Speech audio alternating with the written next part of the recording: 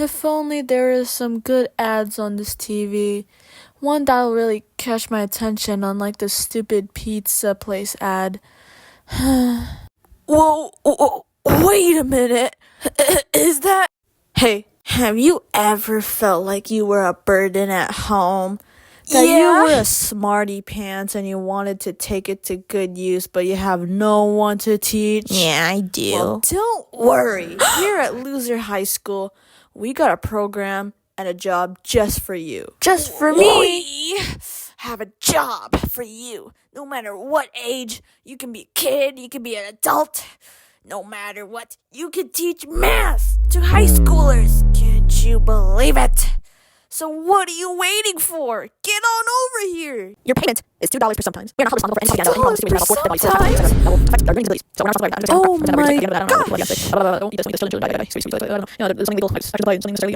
Get hired today. Oh goodness gracious. A job? For me? Oh my days. I need to go. I need to go now. I need to go right now. I need to go right now. Right now.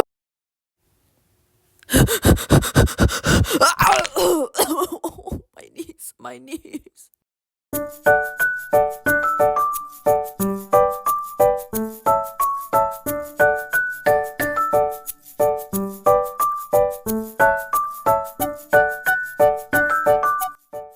Hi, just to simplify this a little more, can I work here?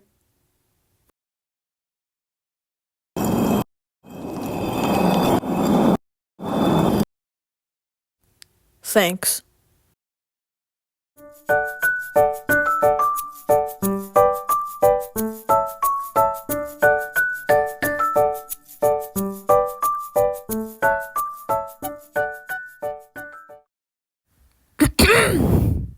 Anyways, welcome back to Learning with Aiza. Today, our unit is rational numbers. Yep. As you can tell if you look at the board, it's right there.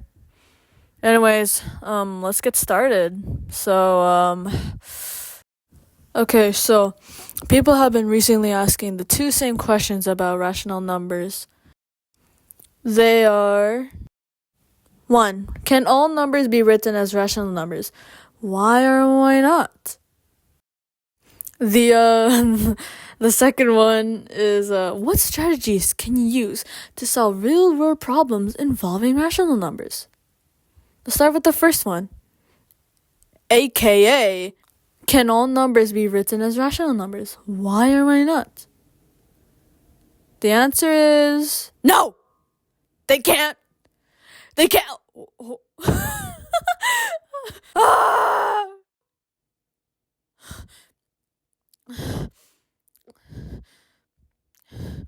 Sorry. Anyways, the answer is no. And let me tell you why. Okay, so basically, if we're counting all numbers, then we're also including irrational numbers. It's like numbers that simply just can't be put as an integer, / fraction, etc.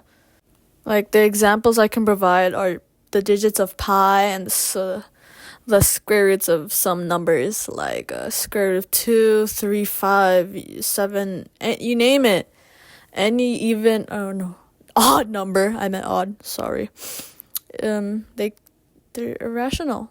They just don't form a rational number, like a whole number, like any fraction. Because, it just doesn't make any sense. But yes, some numbers are whole, can be put as a fraction, integer, and some are rational. But if we're including all numbers, like the question, like, can all numbers be written as rational? And if we're including irrational numbers, like the square roots of whatever, then no, irrational numbers can't be written as rational numbers. Like, how am I supposed to write pi as a rational number? Exactly. I rest my case. So yeah, that's all you need to know for that question. Let's move on to the next one, which is what strategies can you use to solve real-world problems involving rational numbers?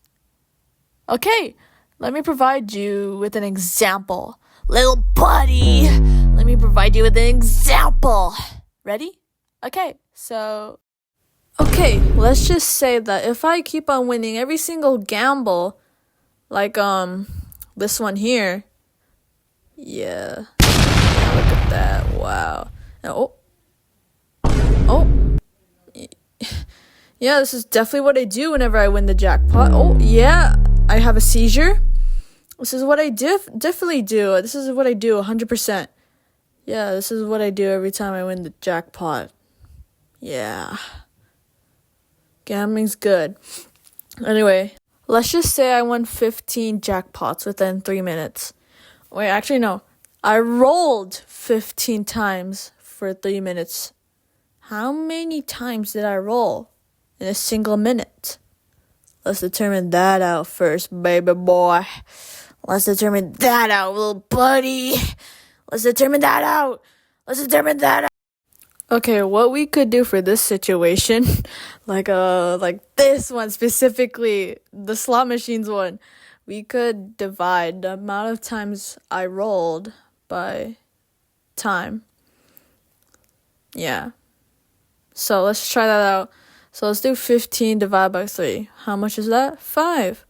I rolled 5 times within a minute. Simple as that, right? Yup. Let me give you another example and help you out more with this quote-unquote strategy, I guess. Here, how about this? Let's just say I'm speeding 300 kilometers within an hour. So, how many kilometers did I go within a second? Let's find out the formula or something strategy for that first. Bye, Danny. Okay, so basically, I'll give other ones similar to this, but let's do the one I asked. So basically, if I were driving 300 kilometers for an hour, and I want to find out how much kilometers did I drive within a minute, we're going to determine how many minutes there are in an hour first, which is 60. Okay, and then we divide the distance with time. We don't need to divide by 1 because we're going to end up with the same result. So, because we're looking for how many minutes, not an hour. So we divide 300 by 60, which is the result we get is 5.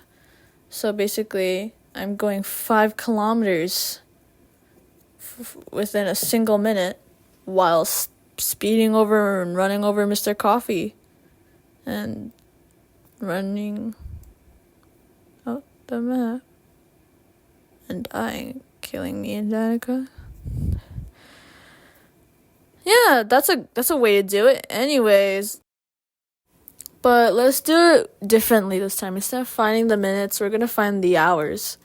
So let's do the same question. If I were speeding 300, if I traveled actually 300 kilometers for 3 hours, then how many kilometers did I drive within an hour? Yep. You just simply divide distance by time. Yeah, that's the formula for anything, just anything involving distance or something. I don't know, you tell me. But bada bing, bada boom. 300 divided by 3 is 100. I traveled 100 kilometers within an hour. Simple as that. But let's go on with an average question, Okay, so I determined an average question for me and you to solve together. And it is, if the grades I received back were 56, 72, 89, and 100, what's my average grade? So let's determine that first. Hold on, I gotta enter a different classroom for this. Be right back. Okay, so if I wanted to find the average of numbers, whatever, then all you do is add the numbers all up and then divide them by the amount of quantity of the numbers they are. Like if there's 2 numbers you added together, divide by 2. If there's 3 numbers you added together, divide by 3. Simple as that. So if we add all those numbers up from the question previously, like, then we get 317. And so we take that number and divide it by the amount of numbers we added together. So we added 4, which makes it, give me a second, 79.25. That's pretty rational if you ask me. Anyway, you could take this strategy to good use. It could help with any situation. You could encounter cars, grades, whatever, prices, you name it, you can do it. Simple as that. And same with the previous questions we answered. Something divided by something, distance divided by time. Just simply divide the numerator by the denominator. Just easy as that. Yeah, just take the numbers and then put them as a fraction, if you can, and divide them, and then, yeah. Anyways, that's all you really need to know about those 2 questions. If you have any more concerns, Talk to me. Physically or digitally or emotionally or mentally. Anyways, I'll see you next class or something. I'll probably never see you because you're probably dead by then. Yeah, I'll see you around then. Goodbye. And since especially the night of the great uncrumbling has occurred, life has never been the same since, especially when people's favorite all-time casino collapsed down. This incident of all of history is called the crumple, aka the night of the casino downfall. Nobody knows how. Maybe its structure wasn't enough to support all its weight. Maybe someone banished it. Who knows? All that is known is that the glowing neon sign of the casino standing perfectly straight up. This is an unknown mystery of all math probability. No one will uncover this history.